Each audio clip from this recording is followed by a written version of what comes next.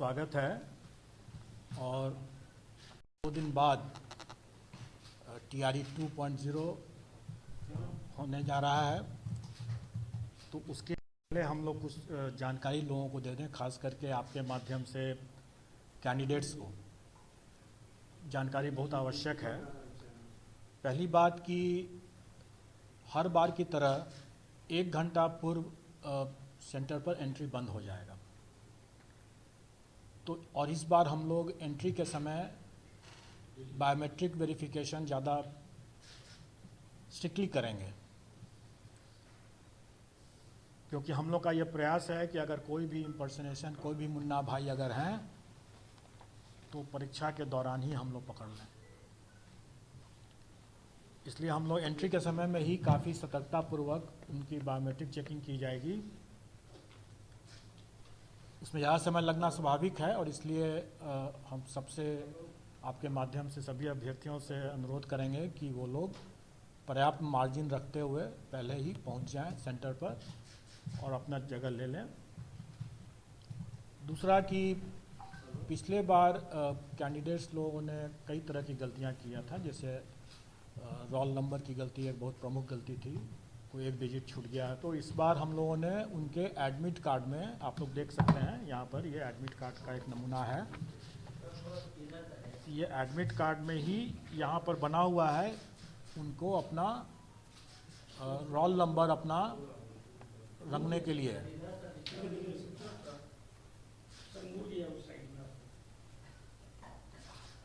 इसमें कोई ऐसा कोई अजूबा चीज़ नहीं है जिसके लिए आपको फ़ोटो खींचने की ज़रूरत पड़े, लेकिन ये उनके लिए है कि अगर वो अपने घर पर बैठे हुए ठंडे दिमाग से, क्योंकि एग्जामिनेशन हॉल में प्रेशर में, तनाव में आकर के वो कई गलती कर देते हैं, इसलिए वो पहले ही अपना रोल नंबर लिख करके और गोला बना लें, गोला को रंग लें सही तरीके से। घर में है तो अपना जितने बार उसको करेक्शन करना अपना कर लें वो, और उसके बाद वो उसी को लेकर के आए वहाँ एग्जामिनेशन हॉल में, और फिर वो उसी गोला के हिसाब से OMR शीट में गोला बैठाएं, तो गलती नहीं होगी, चांसेस कम है गलती होने का। दूसरा, पिछले बार हम लोगों ने देखा था कि वो सब्जेक्ट कॉम्बिनेशन गलत डाल दिए, और हम लोगों के पास में ऐसे कंप्लेन भी आते हैं कि भाई हमने तो ये, हमारा तो नंबर कम हो गया, लेकिन कई लोगों ने जैसे हिंदी और उर्दू बांग्ला जो भी सेलेक्ट करना था तीनों रंग दिया है।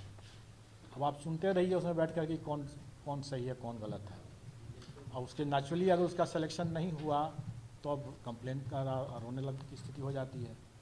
तो उन सब चीज़ों को ध्यान में रख करके हम लोगों ने इस बार पहले ही साफ कर दिया कि हम आवेदन में जो लेंगे, जो आप ठंडे दिमाग से, चूँकि आप आवेदन भर रहे हैं तो आप ठंडे दिमाग से अपना भर रहे हैं, जो भी सब्जेक्ट कॉम्बिनेशन चुन रहे हैं आप उसी समय चुन लें आराम से। और एग्जामिनेशन हॉल में हम कोई सब्जेक्ट कॉम्बिनेशन आपसे नहीं पूछेंगे, क्योंकि हम पूछते हैं आप गलती करते हैं, फिर उसके बाद कॉम्प्लिकेशंस होता है। आपकी सहूलियत के लिए, मतलब अभ्यर्थियों की सहूलियत के लिए कि उसने क्या सब्जेक्ट कॉम्बिनेशन चुना है। वैसे तो हम लोग एडमिट कार्ड इतना नज़दीक है, इसलिए उसको याद तो होना चाहिए कि उसने क्या चुना है, लेकिन फिर भी अगर वो भूल गया कि हमने क्या चुना था, तो यहाँ पर जैसे मैं दिखा रहा हूँ कि यहाँ पर इसका सोशल साइंस का पेपर जैसे है, तो उस नमूना है ये, जैसे रियल केस ही है लेकिन है नमूना के लिए गया है। हिस्ट्री एंड पॉलिटिकल साइंस, इसमें उसका कॉम्बिनेशन अंकित है। तो कहने का मतलब ये है कि अगर कोई भूल भी गया हो, अगर वो कि उसको हिस्ट्री पॉलिटिकल साइंस क्या कॉम्बिनेशन चूज़ करना है, किसका आंसर देना है, क्योंकि इसके बुकलेट में हिस्ट्री का भी क्वेश्चन रहेगा, पॉलिटिकल साइंस का भी रहेगा, ज्योग्राफी का भी रहेगा और इकोनॉमिक्स का भी रहेगा, लेकिन उसको करना है हिस्ट्री एंड पॉलिटिकल साइंस के। और अगर हिस्ट्री पहले है तो पहला 40 क्वेश्चन जो होगा, मतलब मेन कॉम्बिनेशन पार्ट का, वो हिस्ट्री का करना है, और दूसरा पॉलिटिकल साइंस है तो अंतिम 40 क्वेश्चन जो होगा वो पॉलिटिकल साइंस का ही करना है उसको, क्योंकि जिस सीक्वेंस में यहाँ पर लिखा हुआ है, जिस सीक्वेंस में उसने भरा है, इसी सीक्वेंस में उसको आंसर करना है। और ये सीक्वेंस वहाँ पर दिया हुआ है जो उसने भरा है कि पार्ट ए में हम हिस्ट्री एंड पार्ट बी में हम पॉलिटिकल साइंस, तो उसको उसी हिसाब से प्रथम 40 जो है उसको हिस्ट्री, पॉलिटिकल साइंस, इस तरह से चुनना है। तो सर 100 का क्वेश्चन नंबर है, जैसे कि आपने अभी 160 क्वेश्चन दिया है इस हिसाब से 150 क्वेश्चन, 160 नहीं है, 150 क्वेश्चन। मैं एक्सप्लेन कर देता हूँ, मैं आपको एक्सप्लेन भी कर देता हूँ, क्योंकि आप लोग भी क्लियर रहें और अपने संपर्क में और अपने मीडिया के माध्यम से अभ्यर्थियों को भी सतर्क कर दें। वैसे है, मुझे उम्मीद है कि अभ्यर्थी ज़्यादा जानते होंगे, क्योंकि उन्होंने इसकी प्रैक्टिस भी किया होगा, तो इसलिए मैं मानता हूं कि वो ज़्यादा जानते होंगे। लेकिन फिर भी आप सबकी जानकारी के लिए, प्रथम 30 क्वेश्चन जो हैं किसी भी पेपर में, प्रथम 30 क्वेश्चन जो हैं वो लैंग्वेज क्वालिफाइंग के हैं, और उसके बाद जो 120 क्वेश्चन हैं, जैसे सोशल साइंस का जैसे अभी एग्जांपल ले रहे हैं, तो उसमें 40 मतलब क्वेश्चन नंबर 31 से 70 तक 40 क्वेश्चन जो हुए वो जनरल स्टडीज़ के होंगे, जो सोशल साइंस पेपर की बात मैं कर रहा हूँ। उसके बाद जो 71 से लेकर के जो 150 तक जो होंगे, तो 71 से 40 इसमें जोड़ दीजिए 110 तक, 71 से 110 तक जो होंगे, ये जो 40 क्वेश्चन होगा, इस कैंडिडेट ने चूंकि हिस्ट्री पहले चुना है, तो 71 क्वेश्चन नंबर से लेकर के 110 क्वेश्चन नंबर तक वो 40 क्वेश्चन जो है वो हिस्ट्री का क्वेश्चन देखेगा और हिस्ट्री के हिसाब से उसमें आंसर भरेगा OMR शीट में। और फिर 101 होंगे, वो उसको पॉलिटिकल साइंस चूँकि इसमें लिखा हुआ है, तो वो पॉलिटिकल साइंस वाला पन्ना पलटेगा, उसका क्वेश्चंस देखेगा, और 111 से 150 पॉलिटिकल साइंस भरेगा। यही सीक्वेंस है, और मैं समझता हूँ कैंडिडेट्स को पर्याप्त इसमें सूझबूझ होनी चाहिए। अगर सूझबूझ नहीं होगा तो शायद शिक्षक बनने के लिए भी योग्य नहीं हो शायद वो, लेकिन तो ज़रूर समझ में आ गया होगा। और चूंकि उसको स्मरण रहे, प्रेशर में कहीं भूल न जाए कि पहले कौन सा दिया था, हिस्ट्री लिखा था, पॉलिटिकल साइंस, तो इसलिए वो यहाँ पर दिया हुआ है इसमें, तो इसलिए ये प्रॉब्लम नहीं होना चाहिए। अब रही बात कि इसमें हम लोगों ने पहले पिछले बार भी हम लोगों ने बहुत क्लियर करके रखा था लोगों को कि हम पूरे मुस्तैदी से हम लोग चाहेंगे कि कोई कदाचार मुक्त परीक्षा हो, और इसके लिए हम लोगों ने टेक्नोलॉजी का और बायोमेट्रिक वेरिफिकेशन का पर्याप्त इस बार व्यवस्था किया है। और मैं उम्मीद करता हूं कि इस बार अगर कोई भी, अगर मुन्ना भाई जैसे अगर कुप्रयास करेंगे अगर, तो परीक्षा अवधि में ही पकड़े जाएंगे। और ये भी है कि अगर कोई अभ्यर्थी जो है, ये भी ध्यान रखेंगे कि कोई गलती न करें अपने जो बेसिक इन्फॉर्मेशन को डालने में, जैसे रोल नंबर इन्फॉर्मेशन को डालने में। हम लोगों ने सीरीज़ को, जो क्वेश्चन सीरीज़ की भी गलती करते थे, तो क्वेश्चन सीरीज़ को इस बार हम लोगों ने हटा दिया है। इसका यह मतलब नहीं है कि क्वेश्चन अलग अलग सीरीज़ के नहीं होंगे, वो क्वेश्चन अलग अलग सीरीज़ के हैं, और उसके OMR में वो प्रिंटेड रहेगा पहले से, उनको नहीं प्रिंट करना होगा। लेकिन क्वेश्चन सब अलग अलग सीरीज़ के रहेंगे, और रैंडमाइज भी रहेंगे, डबल रैंडमाइज रहेगा, और वो सब अपनी जगह पर है ही। अगर कोई सिस्टम में अगर वो ब्रीच करने का कोशिश करेंगे, जैसे फ्लूइड लगा करके करेंगे, डिटेक्ट होने पर अगर सिस्टम अगर उसको डिटेक्ट कर लेता है, तब तो उसको वहीं पर वो आउट हो जाएगा। लेकिन अगर सिस्टम नहीं डिटेक्ट करेगा तो भी हम लोग मैनुअली भी चेक करेंगे। इसलिए उनको ध्यान रखना होगा कि भाई इस तरह का कोई कुप्रयास ना करें। कई बार लोग फ्लूइड नहीं, जैसे आजकल जैसे फ्लूइड नहीं लेके जाते हैं, चाइनीज़ पेन लेके जाने की कोशिश करेंगे, या लेकिन आप हमारे OMR में कुछ ऐसे टेक्निक लगा हुआ है इस बार कि वैसा भी कुप्रयास ना करें वो, क्योंकि पकड़े जाने पर उसकी खामियाजा बहुत ज़्यादा हो जाएगा।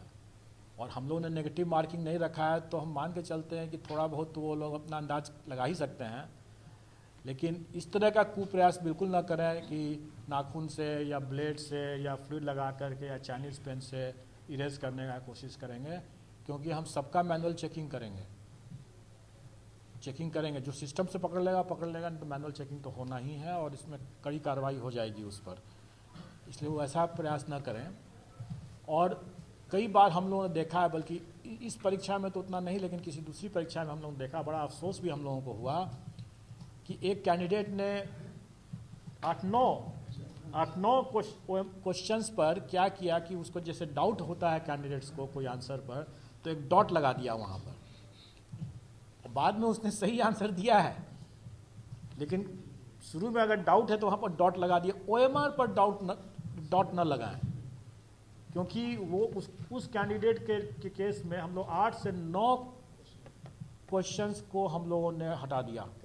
उसका करेक्ट आंसर था, लेकिन चूंकि उसने बगल में दूसरे गोला के अंदर में भी अगर डॉट लगा के रखा था, और हमने जैसा बताया कि हम मैनुअली चेकिंग करते हैं, बहुत अफसोस है मुझे कि उस कैंडिडेट का उसके कारण से नहीं हुआ। अगर कोई संशय है तो अपने बुकलेट में लगाए ना, क्वेश्चन बुकलेट में अपना गोला लगाएं, डॉट लगा दें, बाद में आप उसको भर दें, फाइन। लेकिन अगर OMR में अगर डॉट लगा देते हैं, और मेरा सिस्टम इस बार ज़्यादा तगड़ा भी है, तो वो पहले तो वो वहीं से डिटेक्ट हो जाएगा और वहीं से आपको आउट कर देगा। और अगर वहाँ से नहीं भी होगा तो मैनुअली भी हम लोग उसको चेकिंग करेंगे और वहाँ से आउट हो जाएगा। तो इसलिए अभ्यर्थी ऐसी कोई गलती ना करें, साफ़ सुथरे तरीके से करें। कोई संशय है तो अपना बुकलेट में लगाएं, बाद में लगाएं, एक ही आंसर लगाएं। एक से अधिक लगाना उनके लिए आत्मघाती हो जाएगा। इसमें सर एक छात्र हैं कि आपसे आग्रह है कि पिछली बार कई जगह से कई अभ्यर्थियों ने कहा कि जो इन्विजिलेटर थे वो क्वेश्चन तक पे टिक नहीं लगाने दे रहे थे या कोई निशान नहीं। तो आप लोग क्लियर कम्युनिकेशन रखिएगा, ताकि इस तरह का वो कई बार अत्यधिक हम लोग एक्टिव हो जाते हैं तो उसका भी नतीजा हो। देखिए, ऐसे एबरेशंस जो हैं, आप इक्का दुक्का केस आप जैसे हो सकता है कि उसको जनरलाइज नहीं कर सकते हैं। ऐसा किसी परीक्षा में अपने क्वेश्चन बुकलेट पर उसको रफ करना, कोई कैलकुलेशन है तो अपना कैलकुलेशन कहाँ करेगा वो? अगर कोई मैथमेटिक्स का कोई सवाल है तो कैलकुलेशन करेगा ना, किसी चीज़ पर करेगा ही, तो कहाँ करेगा वो? इसलिए वो चीज़ नहीं है, वो एक बहुत एक्सट्रीम आप एग्जाम्पल दे रहे हैं, वो ऐसा कोई जनरलाइज नहीं कर सकते हैं उस चीज़ को। और मैं इसी संबंध में मैं एक जानकारी दे दूं कि आपने तो बताया कि वो ओवर एक स्ट्रिक्ट हो गए, लेकिन कुछ ऐसे जगह सेंटर्स में हम लोग तो हमेशा परीक्षा लेते ही रहते हैं, उसके बाद भी कई परीक्षाएं हो चुकी हैं। और अभी आपकी जानकारी के लिए बता दूं कि एक सेंटर में जो हमारे स्टैंडर्ड प्रोटोकॉल हैं, जो हमने कई बार पूर्व के अवसरों में बताया है कि कुछ कार्य हम पर्दे के सामने करते हैं और कुछ कार्य पर्दे के पीछे करते हैं, और हमारे लिए दोनों कार्य बहुत महत्वपूर्ण है, बल्कि पर्दे के पीछे का कार्य ज़्यादा महत्वपूर्ण है। और उसमें अगर कोई हमारे स्टैंडर्ड प्रोटोकॉल को, गाइडलाइंस को अगर उल्लंघन करते हैं तो उस पर सख्त कार्रवाई होगी। और आप लोगों की जानकारी के लिए बता दें कि अभी एक सेंटर का नाम तो आपने ले लिया, लेकिन उसकी ज़रूरत नहीं है, सेंटर का नाम लेने की ज़रूरत नहीं है, वैसे सेंटर का नाम ले लिया इन्होंने। वहाँ के सेंटर सुपरिटेंडेंट के सेंटर सुपरिटेंडेंट को निलंबित कर दिया गया। वो हमारे एक स्टैंडर्ड प्रोटोकॉल का एक माइनर उल्लंघन था। लेकिन होता क्या है कि अगर माइनर उल्लंघन ही कभी कभी बहुत मतलब आत्मघाती हो सकता है, उसी के कारण से पूरी परीक्षा प्रभावित हो सकती है। तो इसलिए हम लोग अपने इस पर्दे के पीछे के गाइडलाइंस खास करके, उसमें अगर कोई एक भी माइनर चूक भी किया, और ये कैसे पकड़ा है, सेंटर सुपरिटेंडेंट ने अगर गलत की तो वो तो अपने सेंटर में तो वो ऑल इन ऑल है, फिर भी कैसे पकड़ा गया? Very easy. पिछले बार से हम लोगों ने जो कैमरा TRE 1 से जो स्टार्ट किया कैमरा की व्यवस्था, वो आगे की सारी परीक्षाओं में कैमरा की व्यवस्था कर दिया।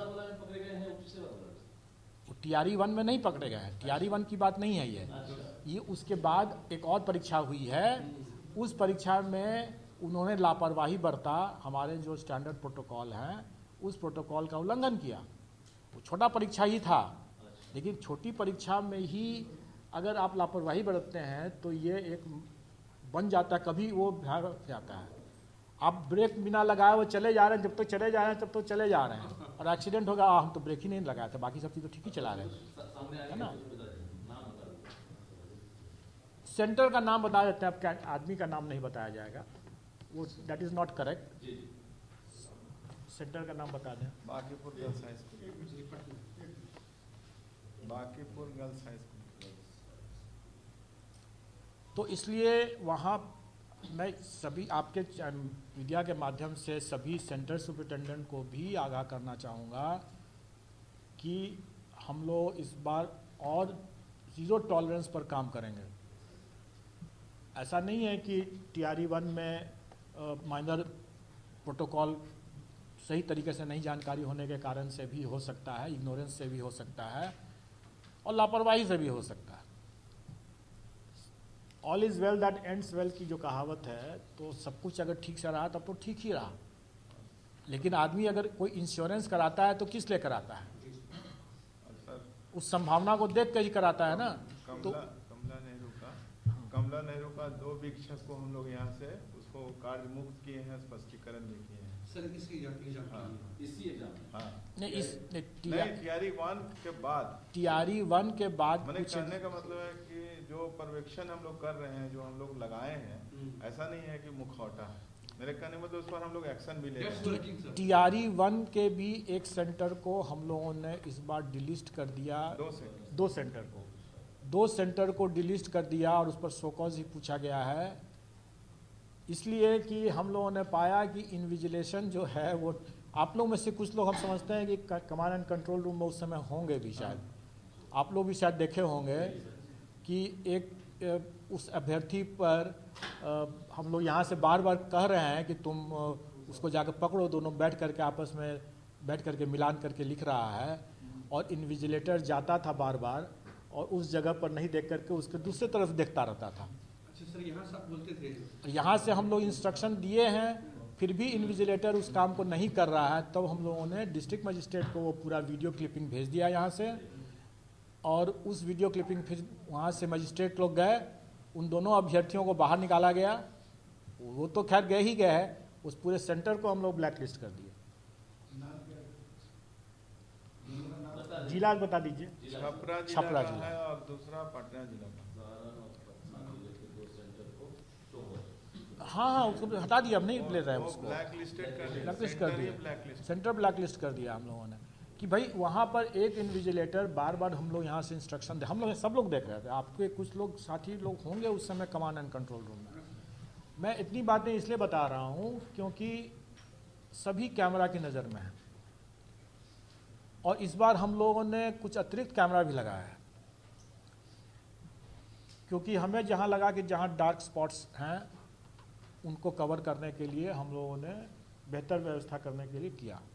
आप लोगों ने देखा होगा कि इस बार हम लोगों ने नंबर ऑफ सेंटर्स भी हम लोग, जिला भी हम लोग उसी हिसाब से थोड़ा कम किए हैं, क्योंकि मैनेजमेंट बेटर रहे, कंट्रोल रूम भी बेटर तरीके से हो सके, इसलिए नंबर ऑफ डिस्ट्रिक्ट्स भी कम किए हैं। सर कितने जिलों हो रही परीक्षा? 38 के मुकाबले इस बार 28 जिले हैं ना, आपको दिए 28 जिले हैं, 28 जिले हैं।